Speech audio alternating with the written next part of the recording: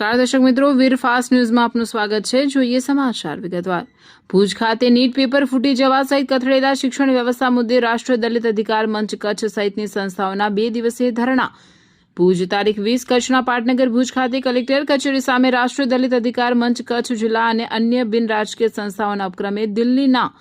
જંતર મંતર ખાતે દેશના પ્રસિદ્ધ વૈજ્ઞાનિક સોનમ વાંગચુક સહિતના ઉપવાસ આંદોલનને ટેકો આપવા ઉપરાંત દેશ, ગુજરાત અને કચ્છની કથળેલી શિક્ષણ વ્યવસ્થા વારંવાર નીટ સહિતની પરીક્ષાના ફૂટી જતા પેપર મુદ્દે 2 દિવસીય ધરણાનો કાર્યક્રમ આજથી શરૂ કરવામાં આવેલ હતો। ભુજ ખાતે કલેક્ટર કચેરી સામે ધરણા પ્રથમ દિવસે રાષ્ટ્રીય દલિત અધિકાર મંચ સહિતની ઉપસ્થિત સંસ્થાઓના પ્રતિનિધિઓ દેશના મહાનુભાવોની છબીને ફૂલ અર્પણ કરી ધરણાની શરૂઆત કરી। 2 દિવસીય ધરણાના પ્રથમ દિવસે સવારે 11 થી સાંજે 6 કલાક સુધી ચાલેલા ધરણા કાર્યક્રમમાં મોટી સંખ્યામાં વિદ્યાર્થી ભાઈઓ બહેનો ઉપરાંત કચ્છ જિલ્લાના અનેક સ્વૈચ્છિક, સામાજિક અને રાજકીય અગ્રણીઓ મોટી સંખ્યામાં જોડાઈને ધરણાનો ટેકો આપી દેશના શિક્ષણ મંત્રી ધર્મેન્દ્ર પ્રધાનના રાજીનામાની માંગ ઉપરાંત આપણા કચ્છ જિલ્લામાં પ્રાથમિક અને માધ્યમિક શાળાઓમાં શિક્ષકોની સમસ્યા ઉકેલવા સાથે યુનિવર્સિટી કક્ષાએ ચાલતા ભ્રષ્ટાચાર અને અધ્યાપકોની ઘટ સહિતના મુદ્દે લડત ચલાવવા આહવાન કર્યું હતું।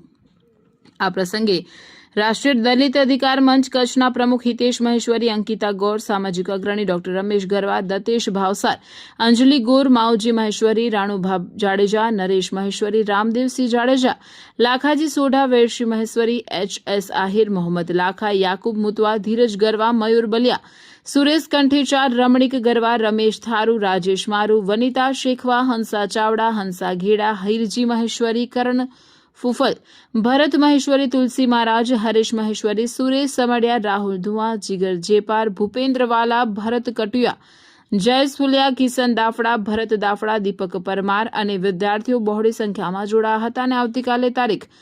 22/7/2026 સવારે 11 વાગ્યાથી સાંજે 6 વાગ્યા સુધી ધરણામાં હાજર રહેશે।